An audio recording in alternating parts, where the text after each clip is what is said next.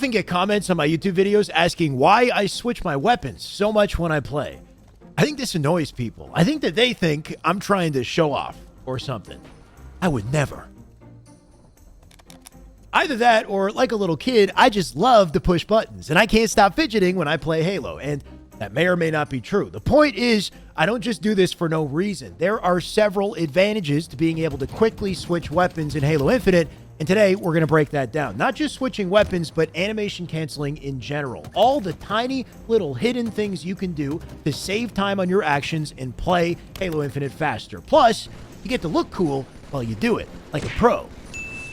In all seriousness, though, this is a detailed discussion with plenty of insight to help your game. So, as usual, I've organized all of it in the play bar for you. And if you like these videos, make sure to hit that sub button. Let's get into it. Oh my God, what was that tragedy? I'll take that at least. Okay, let's start with switching weapons. Why switch weapons other than to obviously bring out your secondary? First reason is something you see in basically every FPS, to cancel your reload. Let's say you're in a situation where you have bullets left in the clip, you decide to reload, you get caught in the gunfight. Instead of waiting through the entire reload animation and then shooting, you can cancel the animation by swapping your weapon twice and then shooting faster. And that could be the difference between life and death. So if you're not doing this, you should start canceling your reload if you do get caught in a reload in a gunfight. With reloads in general in Halo Infinite, there's a unique feature where there's two different animations depending on how many bullets are in the clip. If you still have shots left in your clip when you reload, your reload is slightly faster than if your clip is completely empty. So if I empty this out and then reload, there's like extra animation where he like cocks back the gun. That animation does not take place if you don't have an empty clip. So something to keep in mind, this is consistent with every single weapon. As long as you got at least one bullet left in the clip, you're going to get that faster reload. When reloading, also keep in mind the instant your reload finishes. An easy way to check this is the ammo counter on the bottom right. The moment it changes to 4, that's the moment the reload ends. In-game, I don't check this. I listen for this. You also just check the snipe. The moment the magazine hits the snipe, that's the moment the reload ends. And regardless of what action I take after that moment, the bullets stay in the gun. I get to keep the ammo. So in past Halo games, there was a skill gap to this where you would perfectly time a double weapon swap. The instant the reload ended, this would let you keep the bullets and also shoot faster out of your reload. In Infinite, as far as I can tell, that skill gap is not in this game. There's no timing advantage to YYing out of a reload to cut the reload short and then shoot versus just shooting out of a standard reload. And I'm kind of curious to know what you guys think about that. Do you miss that skill gap? Do you wish it was still in Halo? Because I used to think it was pretty cool. Even though there's no timing advantage here, it is still important to know when those reloads end for other reasons that we'll get into.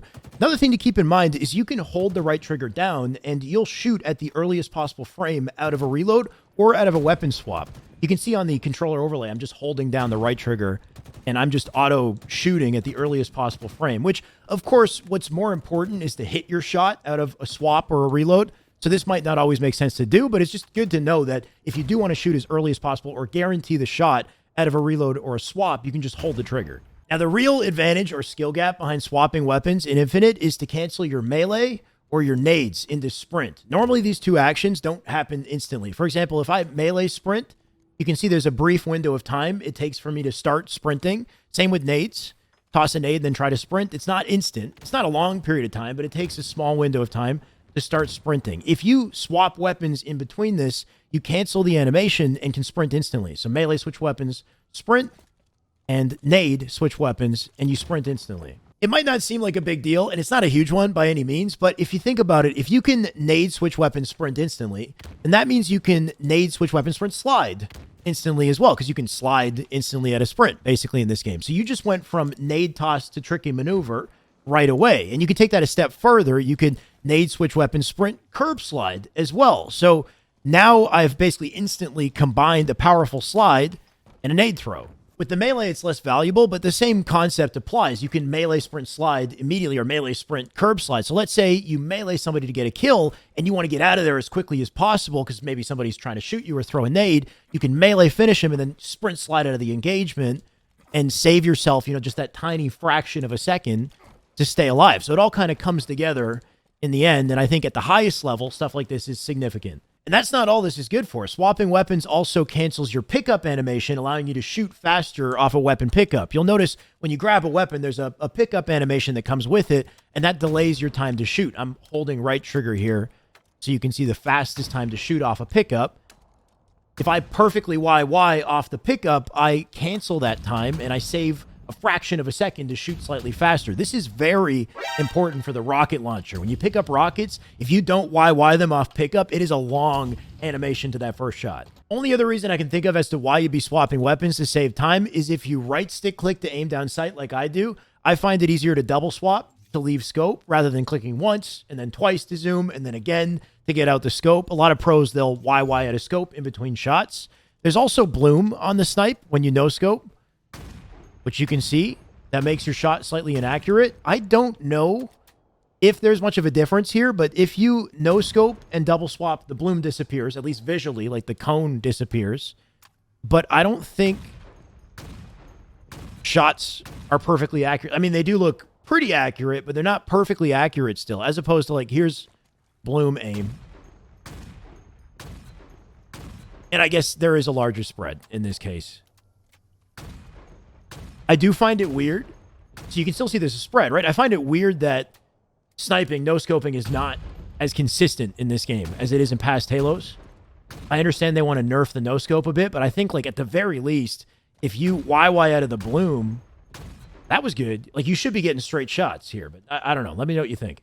So, yes, while swapping weapons is definitely a habit for me and not always a good one, you can clearly see that there are several reasons why being able to do this quickly and confidently can benefit your gameplay. And it's just tiny time saves in the end of the day, but at the highest level where every fraction of a second counts, something like this is important to know. And the reason why I'm able to swap weapons so quickly is because of my setup as well. Now, I've shown this several times. I use a Battle Beaver controller. I swear by this controller. I started using paddled controllers back in 2016 with Halo 5. I've used the Scuff. I've used the Elite, the Razor, Cinch, several different controllers, and Battle Beaver is my favorite, mainly because of the paddle design. I don't do any fancy changes to the controller itself. It's a standard Series X controller, but the bottom, I've got 6 paddle buttons, and these tiny little buttons are so easy and effortless to click, and they don't take up a lot of space on the bottom of the controller, as opposed to, say, an Elite controller that has paddles, and your fingers have to kind of hover over the back of the controller. You can't really grip it normally. I like this. It doesn't compromise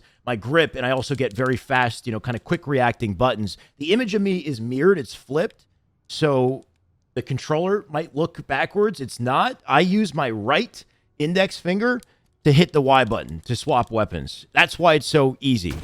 It's just a quick little tap for me. And I find my theory really behind it, I'm not the only person who spams YY. There are plenty of pros who do as well. Bound, for example, swaps weapons very consistently. Something about this process keeps my hands in a very active, very ready state. And I find that there's a rhythm to it as well. I'm not just kind of like randomly spamming. It's a double tap every time. Something about that rhythm is keeping my hands in this active state, and I'm prepared to react to very precise inputs and timings more easily because of it. It just kind of gets me in like a flow state, and I hit my curb slides, we'll say, more consistently because of it. So I don't really know. It's hard to explain. Obviously, you don't want to be doing this in the middle of a gunfight because you can't shoot while you're swapping weapons, but anything that can kind of get you into a flow state with the game so you don't miss timings, I think is obviously important. Of course, you don't need to do this. You don't need a controller like this. I understand these controllers can be very expensive. Personally, I think that every Xbox controller should come with at least 2 back paddles at this point in gaming. Like, I think it's kind of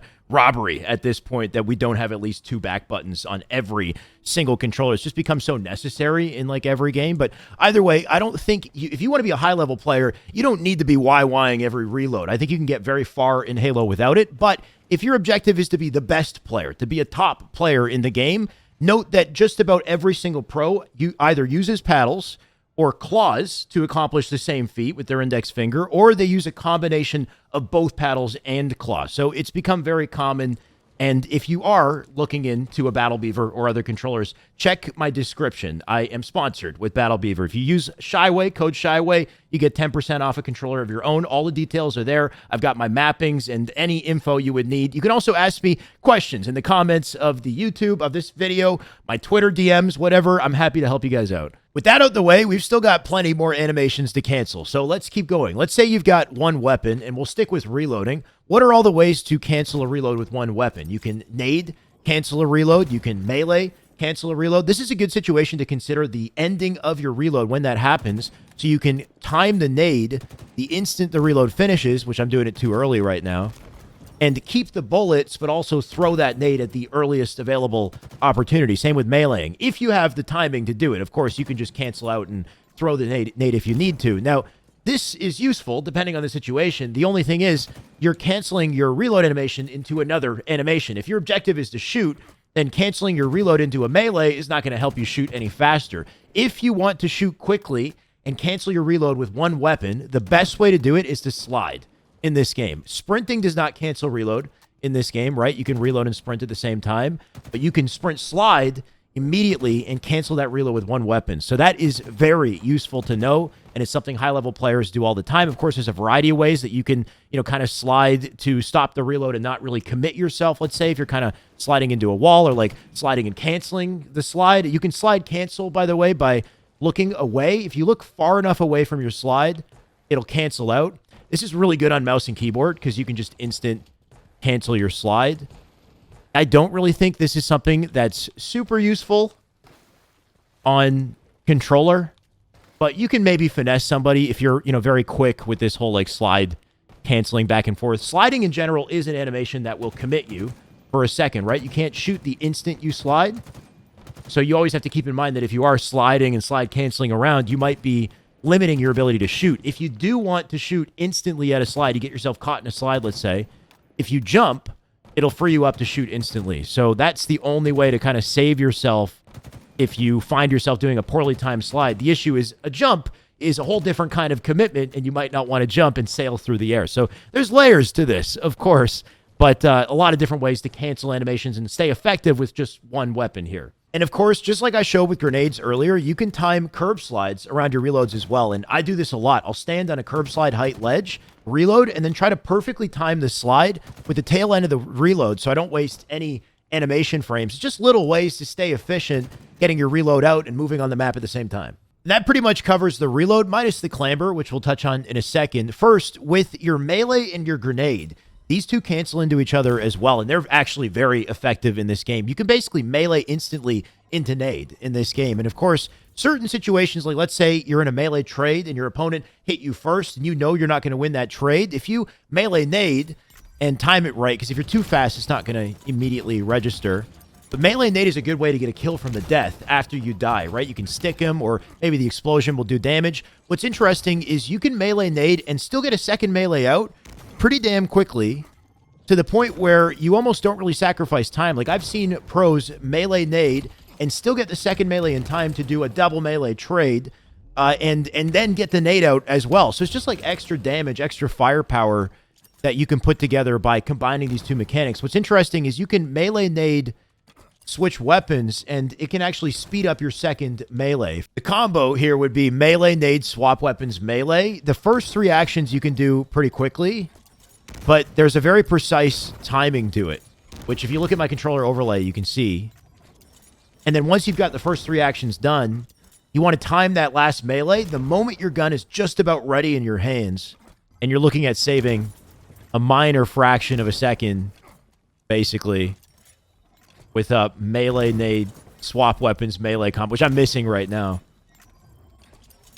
That would be it right there. Whether or not this is actually effective, obviously this is like super negligible. In general, there's like a hidden BYB mechanic in this game, and a BXB as well, which is melee, reload, melee. Basically, you can melee just a tiny fraction of a second faster if you're meleeing out of a reload animation with good rhythm like this. And you can see my melee is coming out a little bit faster than usual. What I'm doing is I'm perfectly timing my second melee the instant I'm about to pull the clip out of my gun, basically. I've never really used this in game, and I don't know if it would ever be effective, because you would have to beat the double beatdown window, or the trade. You'd have to beat the trade window. And if you're playing online, and even on LAN, which I think trading is very forgiving on LAN, I don't think that this is fast enough to beat that window. But note that melee speed is tied to your weapon as well. So technically, if you have like a sidekick, which is a faster melee speed, you could BXB with this pretty quick. I just got to get the timing down.